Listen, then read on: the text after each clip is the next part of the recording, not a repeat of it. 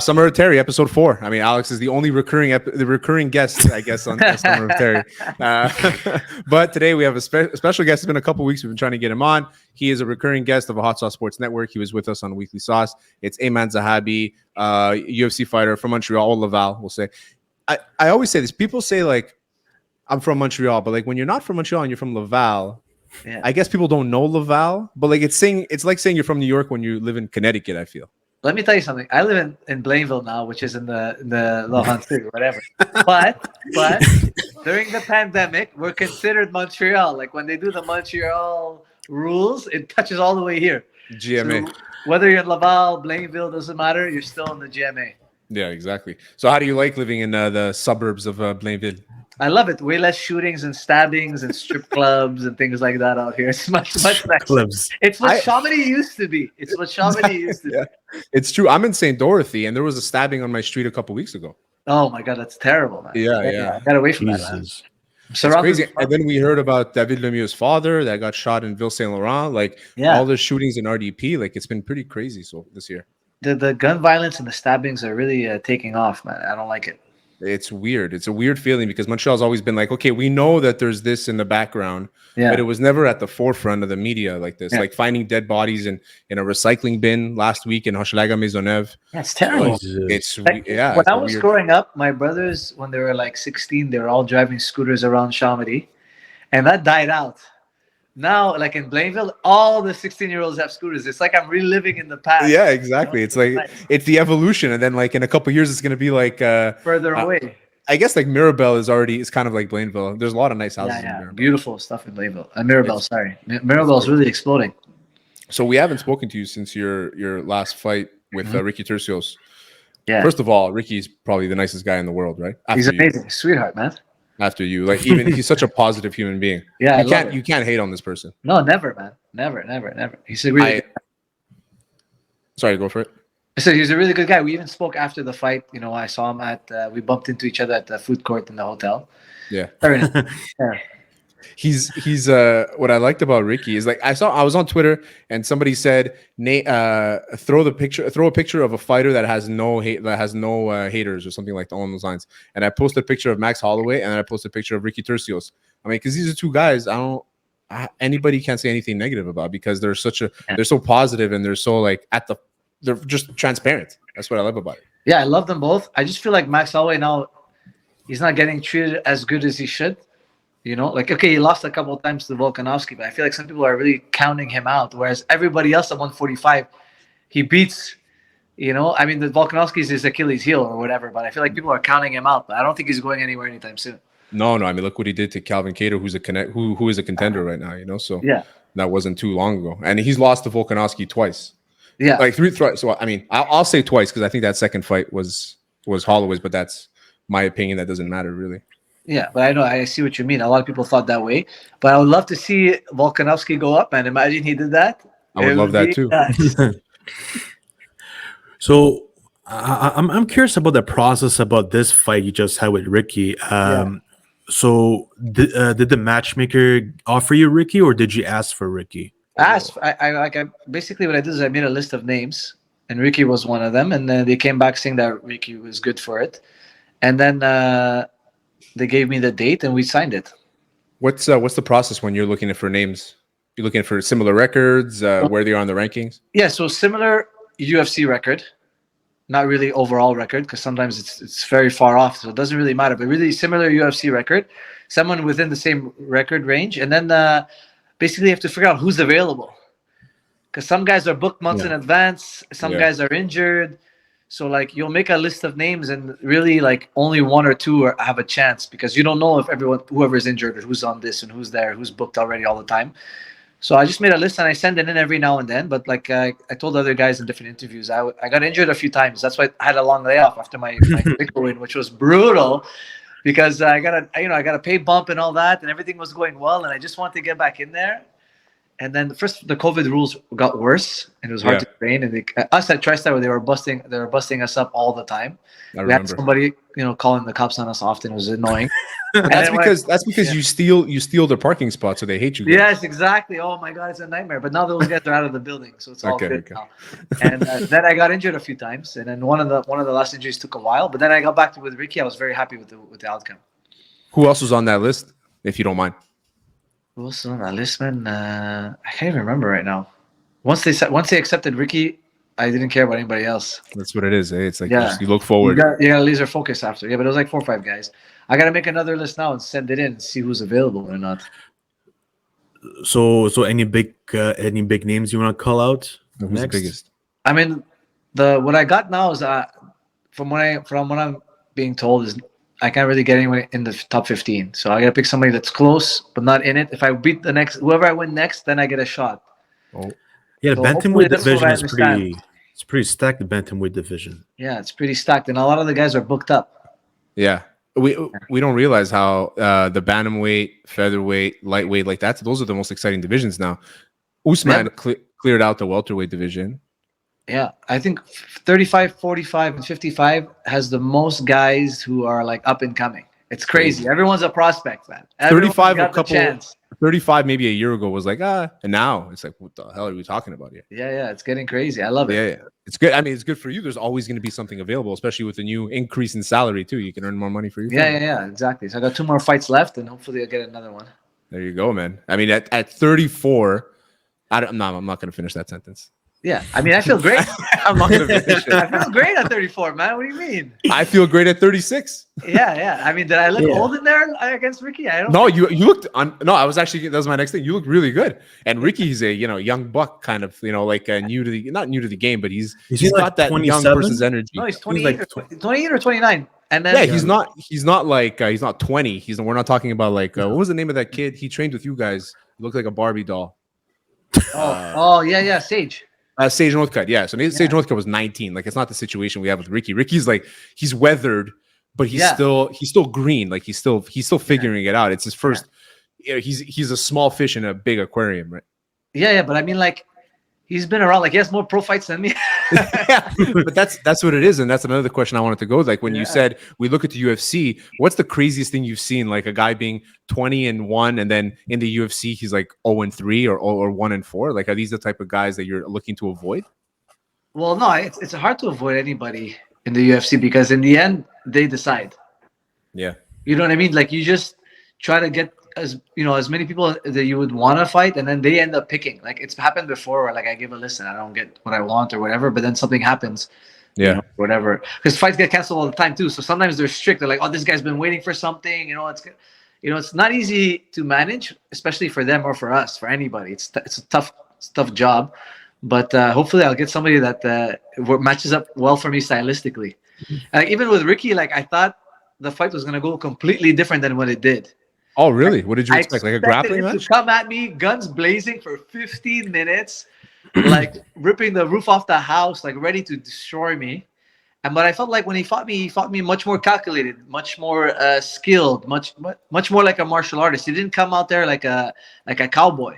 Well, he was fighting you're one of the pure martial artists. Like your brother, he's just the way he's taught. Like you got to be good across the board, like everywhere. Your jiu-jitsu, your wrestling, your striking, all that stuff's got to be good. So he probably game planned for a guy who's well versed across the board, and then he shut it down, which is weird to see Ricky doing that because you expect him to go just nuts. Yeah, but he didn't get hurt that bad. I didn't get hurt that bad. I mean, like we both tried to outskill each other, which I respect him for being a skillful guy, 100%.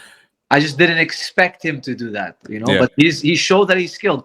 It was funny because my brother told me that he's a black belt in Taekwondo, just before we walked out, and we didn't know that before the fight. So that's crazy. We saw it as one of his skills, when he walked in. So, was your game plan all along to be a counter striker in that fight? Because I know Ricky was trying to bait you into being more offensive in there. Because he was doing his whole tricks in there. He was trying to bait you. He was trying to bait me. I came in ready to bait him. Yeah. Because in his last 3 fights, he didn't try to really bait anybody. Like he should walk those guys. Like at the beginning, like the guys, they shot in a lot. They got him down. but he kept getting back up and he kept walking them down, and and like he had no regard for their power, and like he just walked through their hands, and like he ended up taking down wrestlers, which is crazy. So I expected more of that, given that he's seen that I don't mind stepping back as long as you step in, But then because if you're stepping back, if you're stepping back and he's not engaging, it becomes awful. And it's tough. It's tough as a fan to watch like guys like trying to figure each other out, and they start booing and stuff. But you have to realize that people are also tentative. You don't want to get your head blown off by the person right in front of you. So like fans that boo, I'll never boo a fight ever, because I've never been in that situation to be in front of a guy that's going to murder me. I mean, I have, but not in a ring. No, for sure. But like in the streets of Montreal, I've been there a few times. I expected to honestly hurt him with a right hand, because his combos that I've seen in the past, what he does to the last 3 opponents before me, was 1-1-2, 1-2. Like he throws that combo a lot, and then if he gets it really close, he goes left, right, left, right, left, right. So basically, we prepared splitting him down the middle, and he just never really gave me the chance. I feel like he played well defensively. And it's crazy because we interviewed his previous opponent, Brady Hastan, who he won the Ultimate Fighter against him. Yeah. And Brady is a pretty skilled guy for his age. I feel like if he continues to persevere, I think Brady has a chance. Very good grappler. He took him down 3 times in round 1. I mean, the guy is very good. But what happened was, for me, in my opinion, I don't know Brady, but in my opinion, if he would have stopped taking him down after the second takedown, he maybe would have had a little bit more gas for the rest of the fight. I feel like he was doing great. Like, don't get me wrong, the takedowns were beautiful. He kept, but I feel like it fatigued him because he's so scrappy, Ricky. So scrappy. And he's a fight. He's gonna fight off his back, fight in guard, fight side control body. He doesn't give a shit. So you gotta be careful with guys like that and not get overwhelmed. And I watched his fights, obviously, that he lost. And the 2 guys that he lost to were 2 strikers. One was Boston Salmon, just a boxer, and he shut him down. And then Mana Martinez, right? And he beat him. I think he ended up KOing Ricky.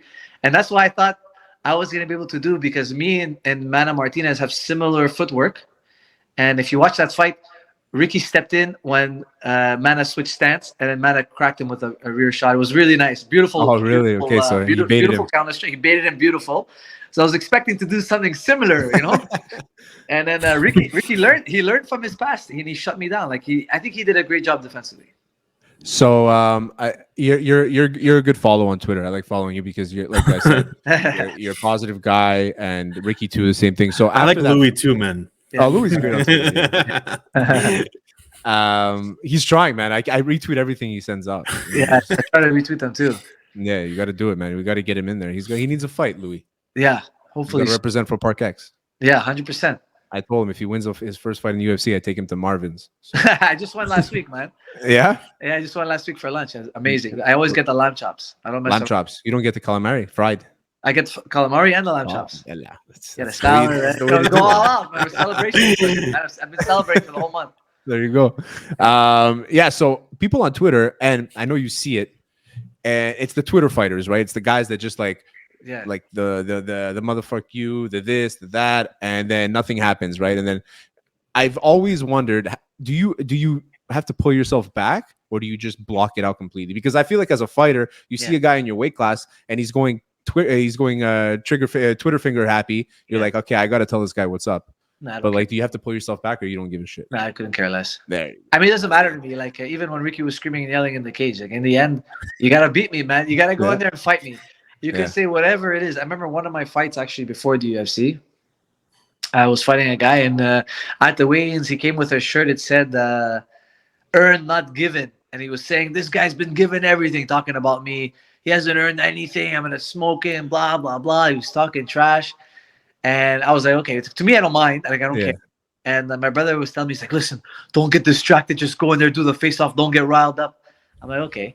So I go in there, we do the face-off, and he's talking in my face. I can't remember exactly what he said after. And he was just talking. So I put my arm around him. I gave him a hug. I'm like, listen, man, I lost all this weight. I'm here to fight you. I'll see you tomorrow. And exactly. I'm smiling, and he's all serious. And like, okay, whatever, man. And the next day we fought.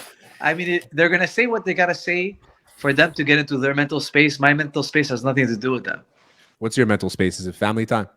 Yeah, I'm always with the family, but I got work and I got family. You know, like I split them, And when it's time to work, I'm all business, man. Like I said with Ricky, he can shout and scream and ask the fans for his energy as much as he wants. In the end, he's got to step in there and take the fight from me.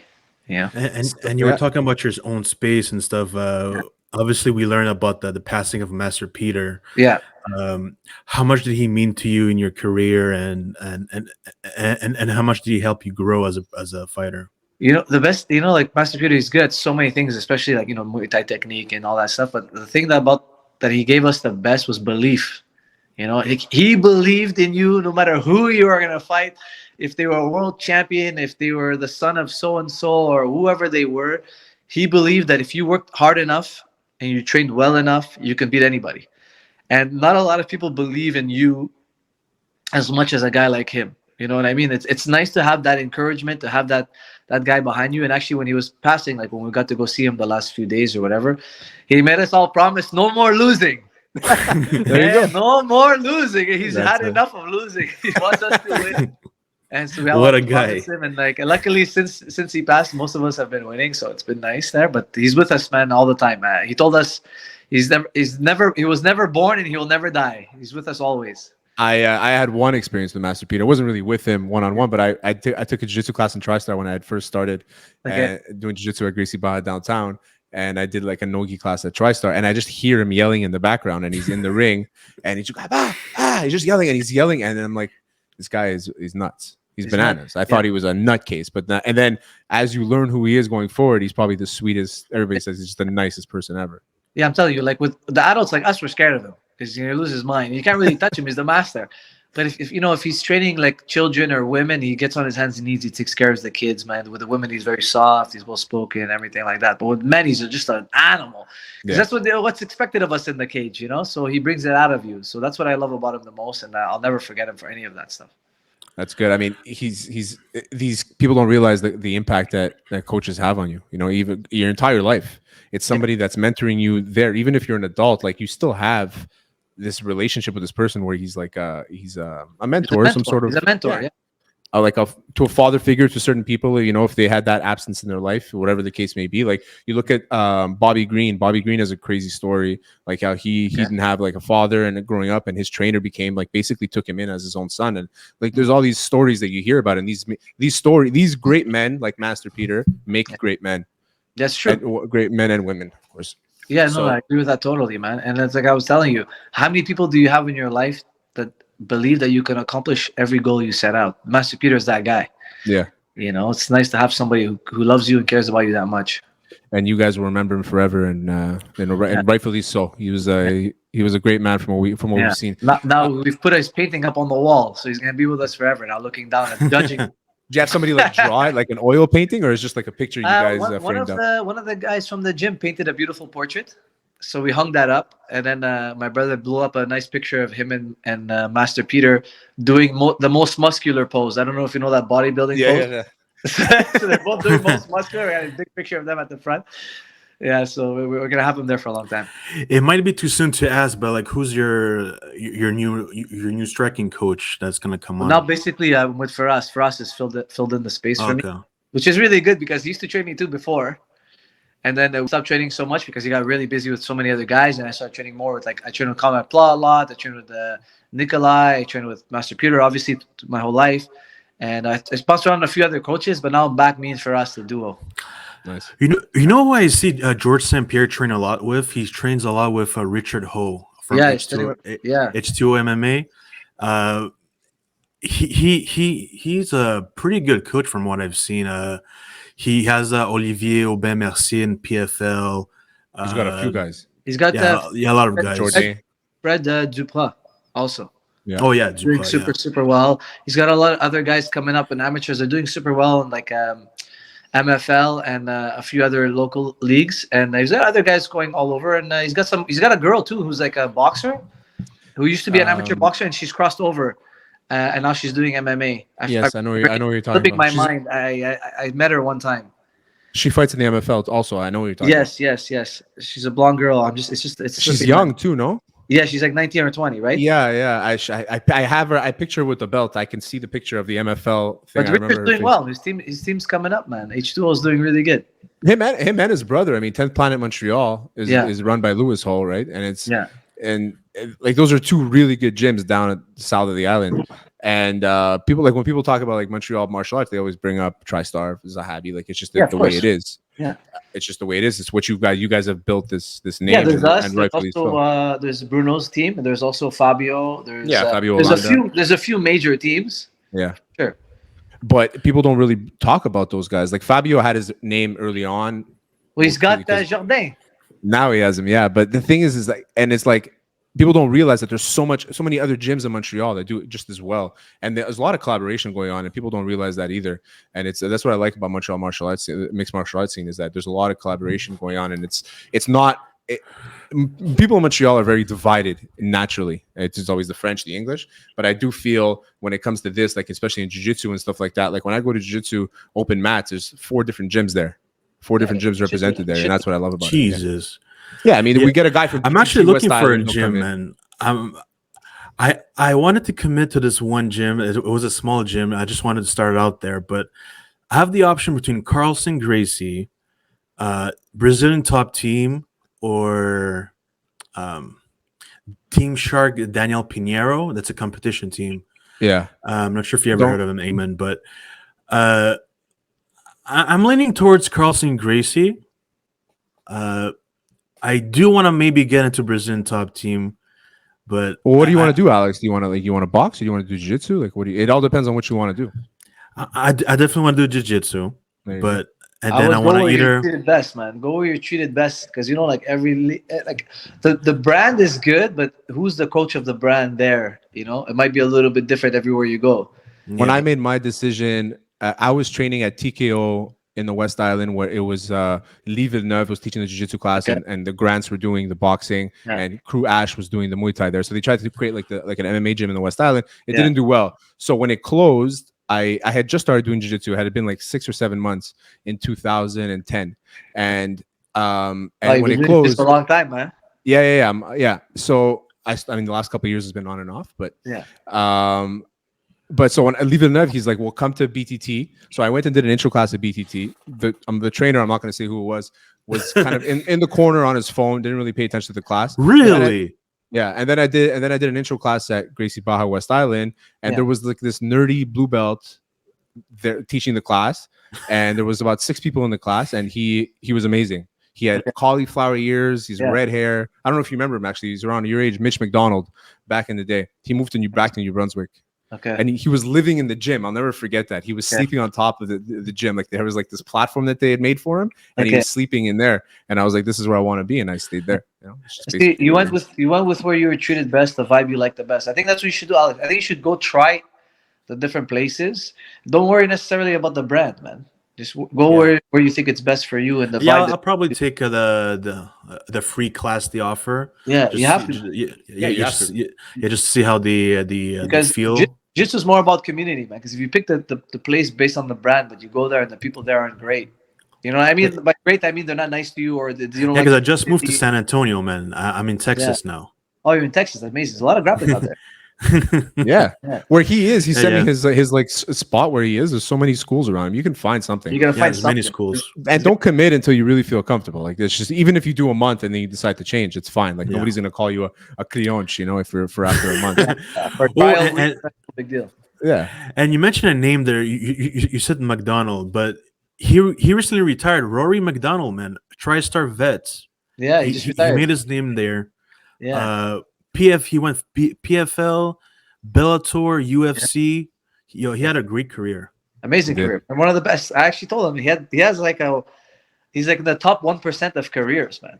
Like he's done super well. And by career also, let's say I would include his regular life too. Like, he's not a degenerate. He's not a gambler. He still has his money. He made some money. He got into crypto early. Yeah. He has a beautiful family, beautiful kids. He's won the Bellator world title. He's done a lot of great things. He's had memorable fights in the UFC. I remember actually I cornered him against Tyron Woodley. I couldn't believe how he beat Tyron Woodley. I was in the corner. I was like, holy shit, it's so nice cornering a guy this good. It makes your job easy, you know. So easy, man. So easy. You're Jab him not again. yelling things Just like jab him again. his crazy. I mean, we talk about that fight against Robbie Lawler when when Lawler's lip was split open and Rory's face at the end of it. And I remember a quote that he had said. He said that at the end of the fight, he saw everything was white, not black, not like he just saw everything white, and people were saying that he might have like died for a second. I don't know. That fight was bananas. And how he almost finished him, and I think it was in round 3. He hit him to the body or something, and he bent over Robbie, like it was close to finishing, and he was up on the scorecards, and he got finished. Like what a whirlwind of emotions, man. It's crazy. I say when I tell people to watch fights, I'll mention that one. I'll mention Hendo and Shogun. I'll mention like what about Nate Connor, man? The first one. That's Nate Connor. The first one was a great one for sure. Griffin versus what's that guy's name? Stephen Bonnar. Yeah. Oh, that's the classic, right? That's what everybody tells you to watch. But like but those guys, like, you know, Forrest Griffin had a good career. Stephen Bonnar, you know, a little less.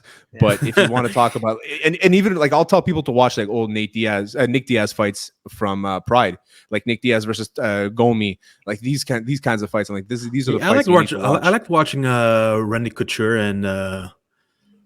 and what's his face, Chuck Liddell. I got into MMA because of Tito Ortiz. Like Tito Ortiz, if you look at his old fights. So I wanted to know like what fights, like if you want to feel nostalgic, what are you going to go back and watch? Anything GSP. Easy GSP, answer. Yeah, that's the best. Like incredible fights. One of my favorite fights, even though my boy he lost, was when Yves Jaboin he fought Mark Hominick. And he gets dropped to the body, goes down on one knee, gets back up while being pummeled, man. Then drops Mark Hominick with an overhand right. Then he went in the guard, tried to finish it, ended up getting swept with an armbar, and he ended up getting finished. But seeing him do that, like being almost finished, coming back, almost finishing him, it was a great memory. That was a good fight. I completely forgot about that fight. Mark Hominick's had some classics too. He almost won the belt. Like that was a really tight fight. He was almost Ronaldo he had. Yeah. A lot of people thought he won that fight, and Mark Hominick was a legend back then. Yves Jaboin. And since we're talking about GSP fights, what do you have to say to the people who say Johnny Hendricks beat GSP? Nah, there's no way. Impossible. There's no way. George won the last round, man. He did. George won the last round, and the first 4, you can pretty much say it was even. Like they each won a round here and there. One of them was close, but I thought he clearly won round 1 and round 5, and then he won one in between. I mean, that's 3 rounds, man. Then, there you go. I mean, like that's MMA math right there. Remember, that's how I see it. You know? Yeah, it's like huge people. A lot of people saying, "Oh, that was one of the biggest robberies ever." Yeah, because don't forget when you're a champ like as good as George. Let's say it happens to Mayweather too. Yeah. If a round is close, they give it to the other guy. It's weird. It's very weird. Phenomena.